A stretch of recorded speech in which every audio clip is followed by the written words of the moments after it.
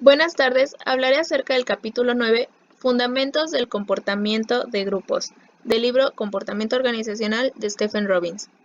Su servidora, Roman Ramírez Valeria Lisset, estudiante de la Facultad de Contaduría, Administración e Informática en la Universidad Autónoma del Estado de Morelos.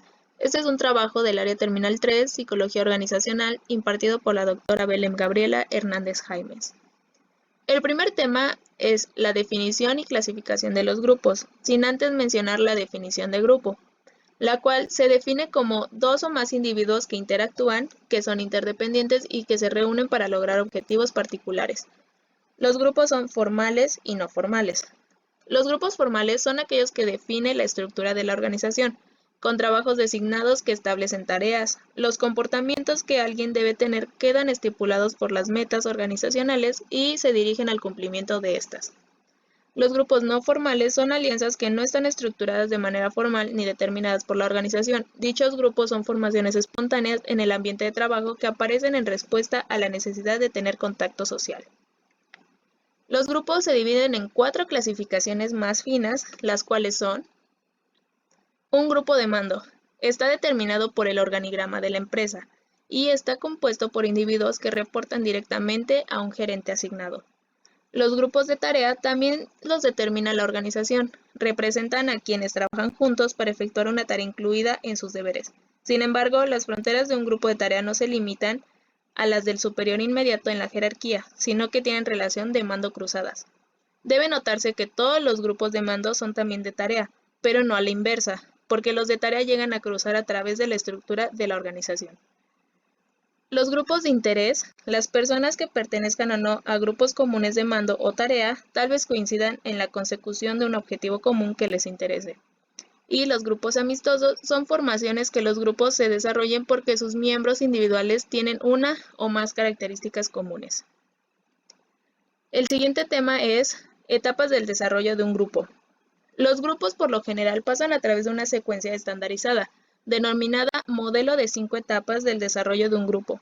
Las investigaciones indican que no todos los grupos siguen dicho patrón, es un marco teórico útil para entender su desarrollo. La primera etapa es la de formación. Se caracteriza por una gran cantidad de incertidumbre sobre el propósito, estructura y liderazgo del grupo. Determina cuáles tipos de comportamientos son aceptables. Esta etapa termina cuando los miembros piensan de sí que son parte de un grupo. En las imágenes se puede ver la preetapa 1 y la etapa 1, que es la formación. La segunda etapa es la de tormenta. Se trata del conflicto al interior del grupo. Los miembros aceptan la existencia del grupo, pero se resisten a las limitantes que éste impone a la individualidad.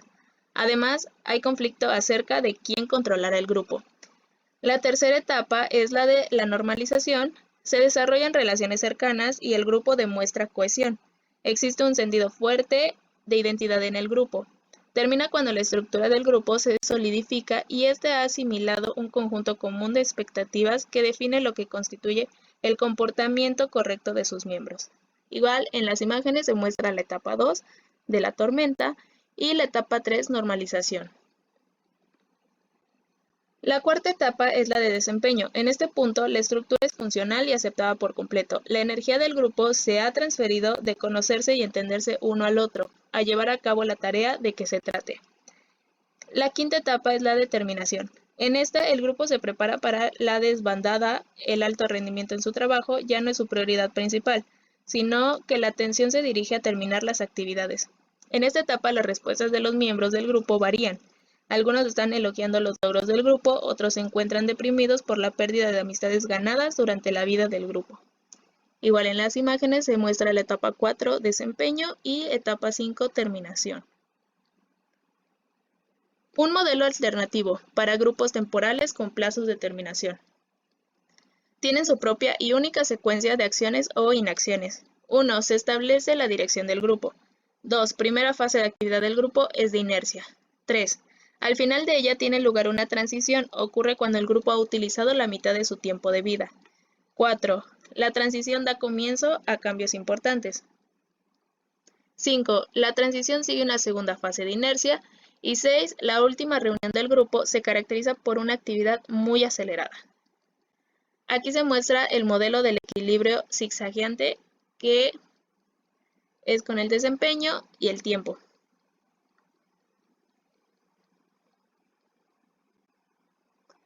El siguiente tema es propiedades del grupo, roles, normas, estatus, tamaño y cohesión. Los grupos de trabajo no son turbas desorganizadas, tienen propiedades que moldean el comportamiento de sus miembros y hacen posible explicar y predecir gran parte del comportamiento individual dentro del grupo, así como el desempeño de este. La primera propiedad de los grupos. El rol es un conjunto de patrones de comportamiento esperado atribuidos de alguien que ocupa una posición dada en la unidad social. Dentro de este está la identidad de rol. Hay ciertas actitudes y comportamientos reales compatibles con un rol, que crean la identidad del rol. La gente tiene la capacidad de cambiar de rol con rapidez cuando reconoce que la situación y sus demandas requieren claramente grandes cambios. La percepción del rol. Nuestro punto de vista de cómo se supone que hay que actuar en una situación dada es lo que se conoce como percepción del rol. Desarrollamos ciertos tipos de comportamiento con base en la interpretación de nuestras creencias acerca de cómo debemos comportarnos. Expectativas del rol. Se define como expectativa del rol a la forma en que los demás creen que alguien debe actuar en una situación dada, la cual está determinada en gran parte por el rol definido en el contexto en que se actúa.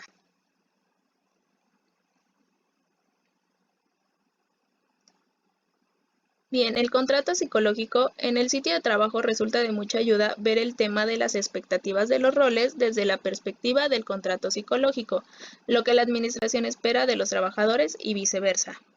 En efecto, este contrato define las expectativas de comportamiento que van con cada rol.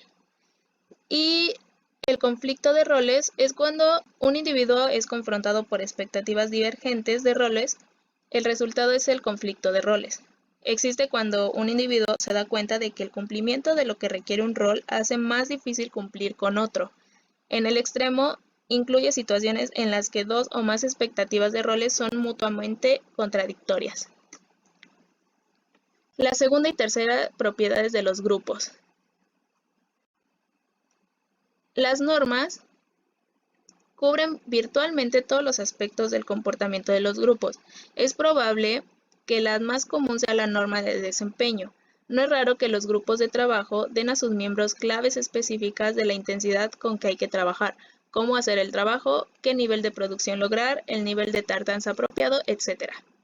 Los grupos de referencia son aquellos en los que una persona está al tanto de los demás miembros. Se define como miembro o él le gustaría serlo y siente que los miembros del grupo son significativos para él o ella. Entonces, la implicación es que no todos los grupos imponen presiones iguales para la conformidad de sus miembros. Conformidad.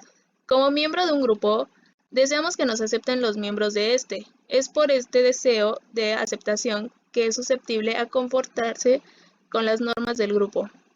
Existen evidencias considerables de que los grupos ejercen presiones intensas sobre sus miembros a fin de que cambien sus actitudes y comportamientos para conformarse con el estándar grupal.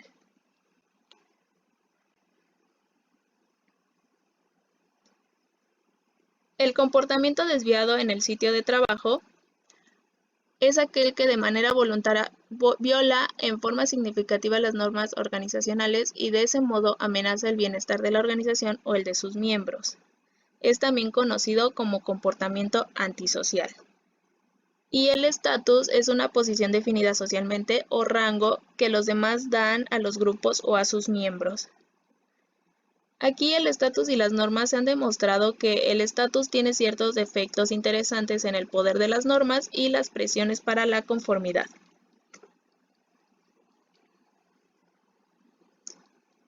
La cuarta propiedad de los grupos, el tamaño.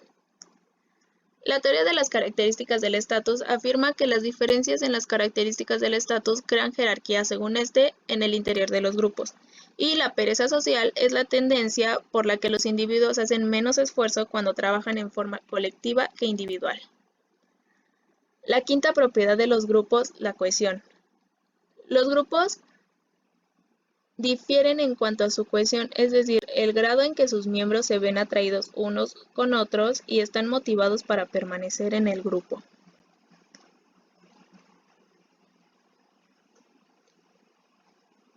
El siguiente tema es toma de decisiones en grupo. La creencia de que dos cabezas piensan mejor que una ha sido aceptada desde hace mucho tiempo como un componente básico de los sistemas jurídicos.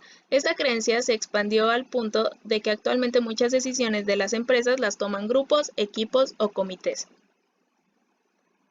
El grupo versus el individuo. Las fortalezas de la toma de decisiones grupal. Los grupos generan información y conocimientos más complejos. Al sumar los recursos de varios individuos, los grupos hacen más aportes al proceso de decisión. Es probable que los miembros del grupo que participan en la toma de decisiones den apoyo entusiasta a la decisión y animen a otros para que la acepten. Debilidades de la toma de decisiones en grupo. Consume más tiempo porque es común que los grupos tarden más en llegar a una solución que si un solo individuo lo hiciera. El deseo que tienen los miembros de ser aceptados y considerados un activo del grupo ocasiona que repriman cualquier desacuerdo. Eficacia y eficiencia. El que los grupos sean más eficaces que los individuos depende de los criterios que se utilicen para definir eficacia. La eficacia no puede considerarse sin también evaluar la eficiencia.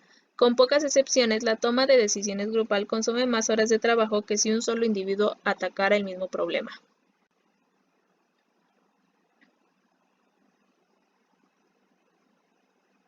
Pensamiento de grupo y desplazamiento de grupo.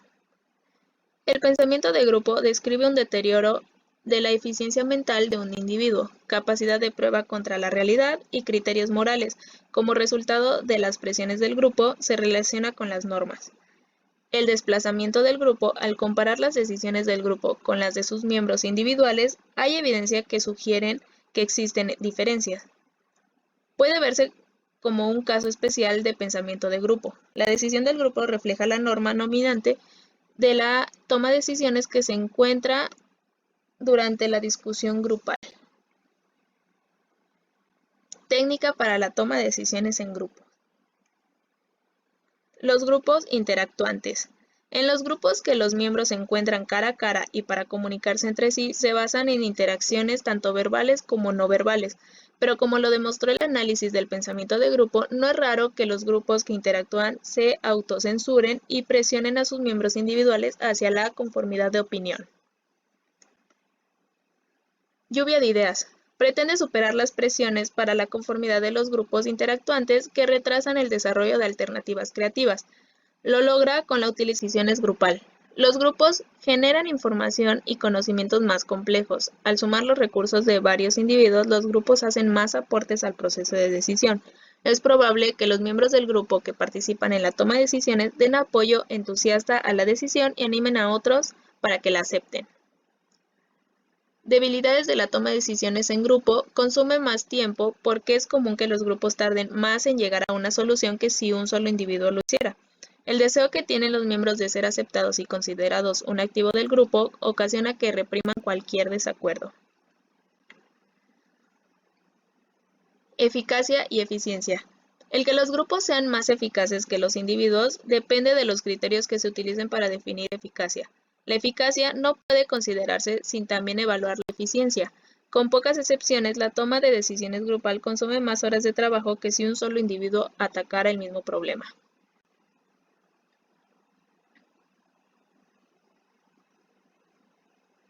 Pensamiento de grupo y desplazamiento de grupo. El pensamiento de grupo describe un deterioro de la eficiencia mental de un individuo, capacidad de prueba contra la realidad y criterios morales. Como resultado de las presiones del grupo, se relaciona con las normas. El desplazamiento del grupo, al comparar las decisiones del grupo con las de sus miembros individuales, hay evidencia que sugieren que existen diferencias. Puede verse como un caso especial de pensamiento de grupo. La decisión del grupo refleja la norma dominante de la toma de decisiones que se encuentra durante la discusión grupal. Técnica para la toma de decisiones en grupo. Los grupos interactuantes. En los grupos que los miembros se encuentran cara a cara y para comunicarse entre sí se basan en interacciones tanto verbales como no verbales, pero como lo demostró el análisis del pensamiento de grupo, no es raro que los grupos que interactúan se autocensuren y presionen a sus miembros individuales hacia la conformidad de opinión. Lluvia de ideas. Pretende superar las presiones para la conformidad de los grupos interactuantes que retrasan el desarrollo de alternativas creativas. Lo logra con la utilización de un proceso para generar ideas que estimula en específico cualquier alternativa y todas las posibles al tiempo que impide cualquier crítica hacia ellas. La técnica del grupo nominal. Restringe la discusión o la comunicación interpersonal durante el proceso de toma de decisiones, de donde se deriva el término nominal. Los miembros del grupo se encuentran todos físicamente presentes, como en una reunión tradicional, pero operan de manera interdependiente. Por último, tenemos el tema implicaciones globales. El estatus y la cultura. La importancia del estatus varía entre las culturas. La pereza social predomina que las culturas individualistas estén dominadas por el interés propio. Diversidad grupal. Estaban menos satisfechos consigo mismo, tenían menos cohesión y había más conflictos. Conclusión. Si bien queda claro que el tomar decisiones, ya sea por un individuo o en grupos, es muy importante para dar un siguiente paso a la realización de alguna actividad, proyecto, etc. No siempre dos cabezas son necesariamente mejores que una. Los miembros del grupo deben ser capaces de comunicar sus ideas con libertad y de manera abierta. Esto nos puede llevar a una mejor opción, ya que los posibles resultados no se tendrán que analizar por una sola persona. Es importante nunca olvidar ni dejar a un lado que todas las personas piensan y se comportan diferente, y claro está que se debe respetar a cada una de ellas. Pero al tratarse de trabajar en equipo, se debe llegar a un acuerdo con el que todos coincidan o en algunos casos la mayoría de estos. Asimismo, cada uno de estos integrantes debe adaptarse y familiarizarse con los demás integrantes para una mejor relación y ambiente grupal. Gracias por su atención. De un proceso para generar ideas que estimula en específico cualquier alternativa y todas las posibles al tiempo que impide cualquier crítica hacia ellas. La técnica del grupo nominal. Restringe la discusión o la comunicación interpersonal durante el proceso de toma de decisiones, de donde se deriva el término nominal. Los miembros del grupo se encuentran todos físicamente presentes, como en una reunión tradicional, pero operan de manera interdependiente. Por último, tenemos el tema implicaciones globales. El estatus y la cultura. La importancia del estatus varía entre las culturas. La pereza social predomina que las culturas individualistas estén dominadas por el interés propio. Diversidad grupal. Estaban menos satisfechos consigo mismo, tenían menos cohesión y había más conflictos. Conclusión. Si bien queda claro que el tomar decisiones, ya sea por un individuo o en grupos, es muy importante para dar un siguiente paso a la realización de alguna actividad, proyecto, etc. No siempre dos cabezas son necesariamente mejores que una. Los miembros del grupo deben ser capaces de comunicar sus ideas con libertad y de manera abierta. Esto nos puede llevar a una mejor opción, ya que los posibles resultados no se tendrán que analizar por una sola persona. Es importante nunca olvidar ni dejar a un lado que todas las personas piensan y se comportan diferente, y claro está que se debe respetar a cada una de ellas. Pero al tratarse de trabajar en equipo, se debe llegar a un acuerdo con el que todos coincidan o en algunos casos la mayoría de estos. Asimismo, cada uno de estos integrantes debe adaptarse y familiarizarse con los demás integrantes para una mejor relación y ambiente grupal. Gracias por su atención.